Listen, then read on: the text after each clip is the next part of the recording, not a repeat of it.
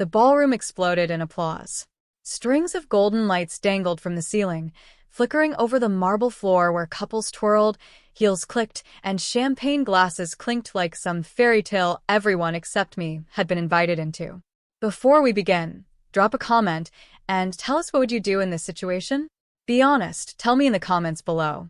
We read every comment. Let's begin.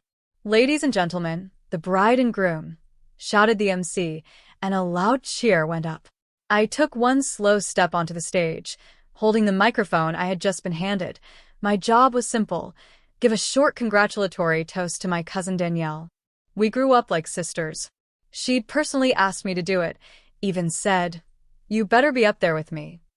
But as I approached the front of the platform, a hand shoved my shoulder from behind. I stumbled, nearly falling on the train of Danielle's gown. "What are you doing?" hissed my brother, Ryan, towering over me in his designer tuxedo. "This is for family. Stay in the back where you belong." "I am family," I said quietly, my grip tightening on the mic. "You work at a gas station," he scoffed. "You smell like diesel and sadness." And then came my father's voice, clear and cruel through the echoing mic. "She's just here for the leftovers." Still pumping gas at 30. Laughter burst from the crowd. My aunts, uncles, cousins. Even Danielle gave me a confused glance, not sure whether to step in or stay in her picture-perfect fairy tale. But I didn't flinch. I smiled. Not wide. Not fake. Just that little smile people give when they already know something you don't. I slipped my phone out of my pocket, typed a single word, and hit send. Then I calmly walked to the edge of the stage and sat down, legs crossed, looking like I had all the time in the world. 30 seconds later, the sound came. WHUP, WHUP, WHUP, WHUP. Guests turned their heads. One of my uncles peered out the grand hall's side window and shouted, "Is that a?" The windows rattled. The chandeliers shivered. Then the ballroom doors flew open, and a gust of wind whooshed in, sending napkins fluttering and skirts whipping. Standing in the doorway was a man in a dark, tailored suit. 6'3", clean-shaven, steel-gray eyes. His gaze scanned the room once, then landed on me. He stepped forward, heels echoing on marble, and the room fell into stunned silence. I stood, slowly, like I had practiced this moment in a mirror 10,000 times. Because I had. He reached me and said just one thing. "Ready to go, Ms. Blake?" And in that second, the whole room shifted. Ryan's jaw dropped. My father's wine glass slipped from his hand and shattered. Danielle covered her mouth.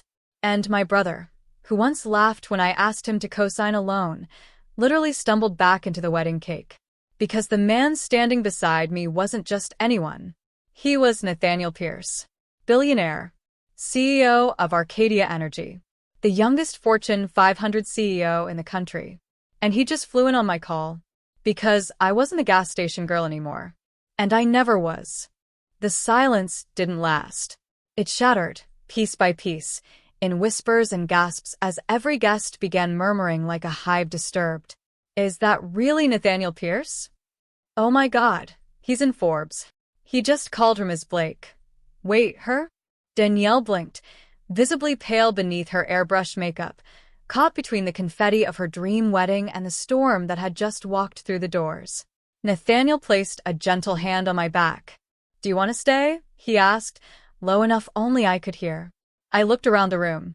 At my father, who once said I was a waste of tuition money after I dropped out to take care of Mom. At my brother, who once stood outside my rundown apartment, laughing as he peeled off in his Tesla.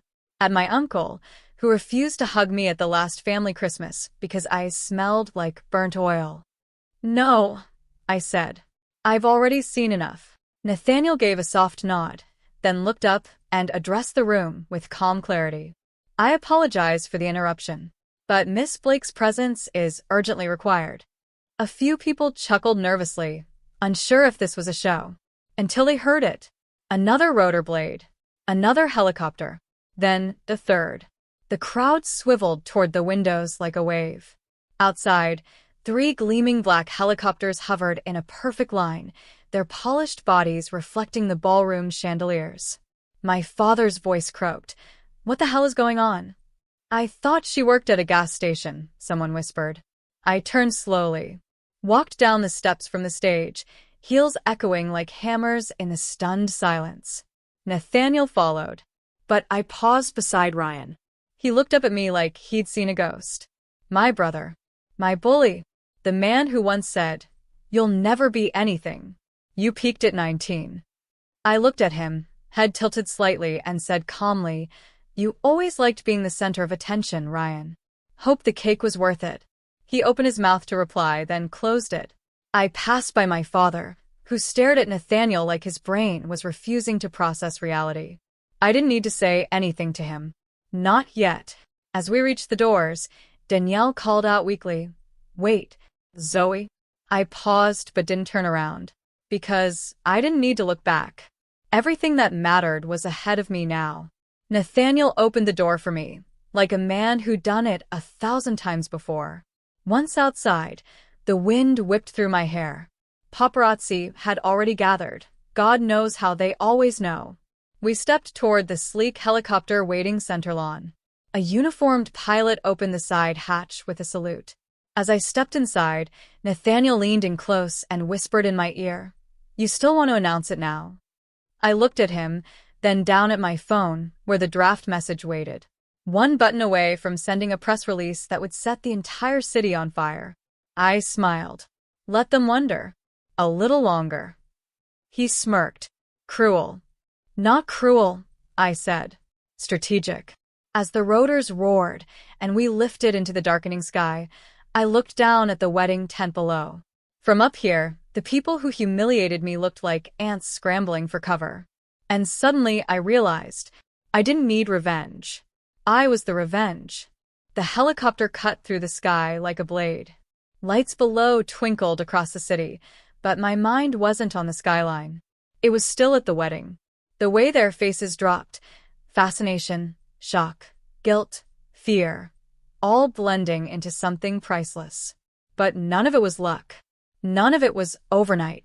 Because while they laughed at me for working a minimum wage job, I was building something they'd never see coming. Nathaniel passed me a glass of sparkling water. You okay? I nodded, gripping it, then loosening my hold. Yeah. I didn't expect it to feel like that. Like what? Like I finally had nothing to prove, and they knew it. He leaned back, studying me with the same quiet intensity he had when we first met. Not at some glamorous party, but at a busted-up Chevron station at 3 a.m. when his car had broken down. I was the only one working that shift. Grease on my sleeves. Bags under my eyes. No idea who he was. And still I helped him. Gave him free coffee. Let him borrow my phone. Sat with him when he looked too exhausted to drive. I didn't even ask his name. But 2 weeks later, he returned. With a business card and an offer. I could use someone like you. Not just for the job. For everything. That's how I became his silent partner. Off the record. At my request. Because I wanted to earn every bit of it without being called someone's girlfriend or kept woman. And I did. Over the next 4 years, while I kept that gas station job to protect my mother's medical insurance, Nathaniel helped me build an investment portfolio. Helped me go back to school under a fake name. Taught me the world of private equity, of startups, of buyouts. I made millions before I ever stepped out of that apron. But I never told my family. Why would I? They didn't care where I disappeared to between shifts. They never asked where the bruises on my hands came from, or why I couldn't make it to Thanksgiving because I was flying to Tokyo. They didn't want to see me win. But now? Now, they had no choice. The helicopter touched down on the rooftop of a 65-story building, Pierce Holdings HQ. As I stepped out, Nathaniel offered his hand. You sure you want to go through with this tonight? I turned to him. They pushed me off a stage, I said, voice steady. Laughed at me like I was a bug under their shoe. I'm not doing this for revenge. I'm doing this for clarity. He smiled. Then it's time. We descended into the top floor, where a polished boardroom awaited, gleaming glass, black marble, dimmed lights. My assistant, Harper, already had the folders lined up. Press release goes out in 45 minutes, she said. Your father's firm is already flagged in the preliminary acquisition alert. Good, I replied. Let them see it before anyone else. Because what they didn't know yet, what none of them knew, was that I had just bought out 67% of my father's investment firm through a shell acquisition. Effective tomorrow morning, I'd be the new majority owner. And the only call they'd be getting would come from me. The next morning was crisp, cool, and uncaring. I sat alone on the balcony of my penthouse, robe cinched around my waist, coffee in hand, eyes fixed on the phone screen like it was a loaded weapon.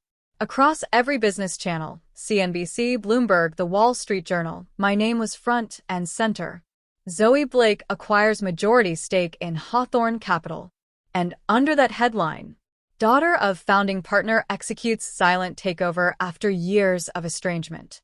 The reporters were already circling like vultures over a fresh carcass. But I wasn't thinking about headlines. I was thinking about the moment they'd see them. At exactly 9:02 a.m., my brother Ryan texted me. What the hell is this? Tell me it's fake. 9:04 a.m., my father called. I let it ring out. Then another. Then another. Until finally I picked up. Zoe, he said, breathless. You've made a mistake. This isn't a game. I'm not playing, I said calmly.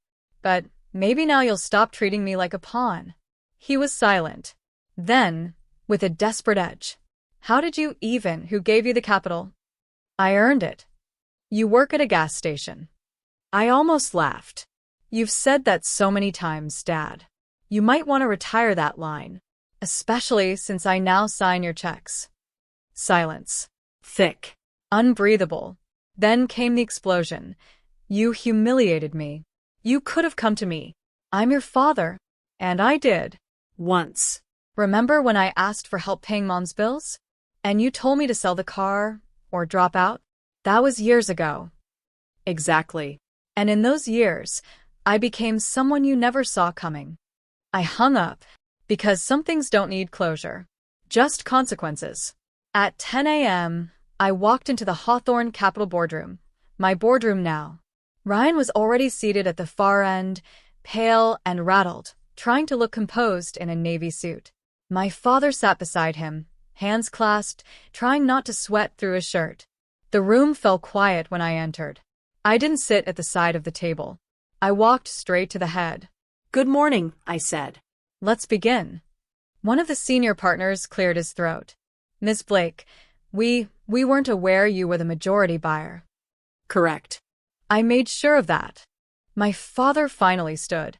You can't run this firm. You have no experience. This is a hostile takeover. Hostile. I echoed, arching a brow. No. Hostile would have been firing you all on the spot. I leaned forward. Calm. Controlled. But I didn't. I'm offering you a transition period. A graceful exit. Or you can stay under my leadership. Ryan stood too. You're bluffing. Without a word, I slid a folder across the table to the compliance officer. He opened it. His eyes widened.